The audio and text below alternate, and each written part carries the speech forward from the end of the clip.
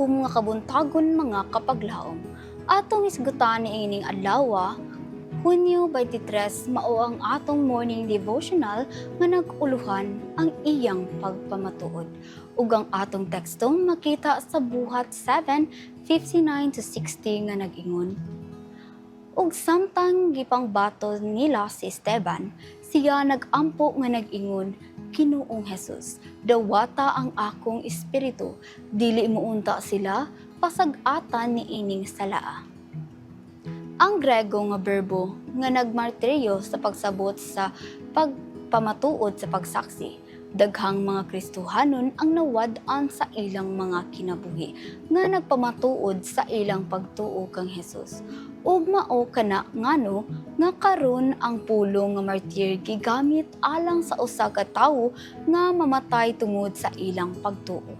Ang kamatayon sa mga martir sama sa zinak nga reformador nga si John Huss kinsa gisunog ni adtong Hulyo 6, 1415. Gihulagway pinaagi labaw sa kinaiyahon nga kalinaw ug maisog nga pagpamatuod ubaw sa labing lisod nga mga kahimtan. Kini usab nga kaso kang Esteban, ang unang martir. Human sa katapusang wali ni Esteban, ang ilang mga mamiminaw nasilaag ug na nagpakagot sa mga bag-ang bato kaniya. Buhat 7:54. Isip pasiuna sa ilang pagbato.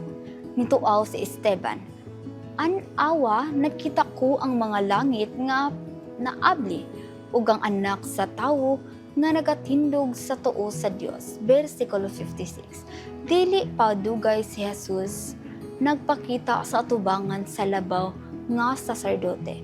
Sa wala pa ang iyang paglansang sa krus ug nihimo og susama nga pamahayag, si Jesus nga nag-ingon, Mao ako, ug makita raon niya ninyo ang anak sa tawo nga magalingkod sa tuo sa gahom ug magaanhi sa inubanan sa mga panganod sa langit. Marcos 14:62. Karon si Esteban naghatag og pamatuod nga si Jesus sa pagkatinuod anaa sa tuong kamot sa Dios. Busa, ilang gibato siya, sama nga ilang gipatay si Jesus.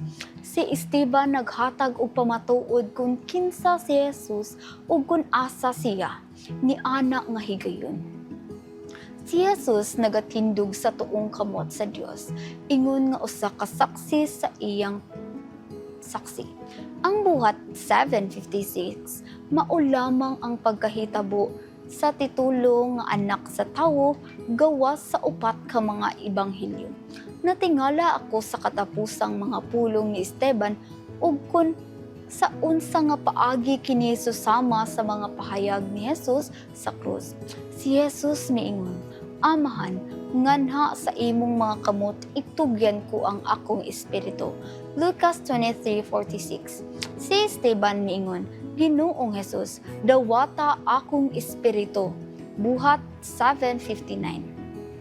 Si Jesus miingon, Amahan, pasaylua sila, kay wala sila kasabot sa ilang gibuhat. Lucas 23:34. Si Esteban miingon, Ginoo, dili muunta sila pasang-atan ni ining salaa. Buhat 7:60.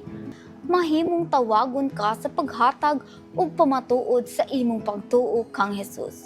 Ubos sa lisod nga mga sitwasyon, sama sa usa ka sakit nga nag-ulga sa kinabuhi, mga pagsulay, mga paglutos, pagpokus kang Jesus ug magmaisugon sama kang Esteban. Ang Dios mohatag kaninyo sa iyang kalinaw nga nagalatas sa pagsabot. Mag-ampo ta mga kapaglaom. Among langitnong Amahan, salamat sa ehemplo ni Esteban nga nagpabilin nga matinud-anon bisan sa mga pagsulay. Tudloi kami nga mahimong maisog sa pagpadayag sa among pagtuo o pagsalig kanimo sa tanang panahon. Hatagi kami sa kusog nga pagsulay sama kang Jesus ug Esteban, ug tabangi kami nga mahimong saksi sa imong gugma pinaagi sa among mga pulong ug binuhatan. Pabilin na kami kami sa imong kalinaw nga labaw pa sa among pagsabot. Sa ngalan ni Jesus, among manluluwas. Amen.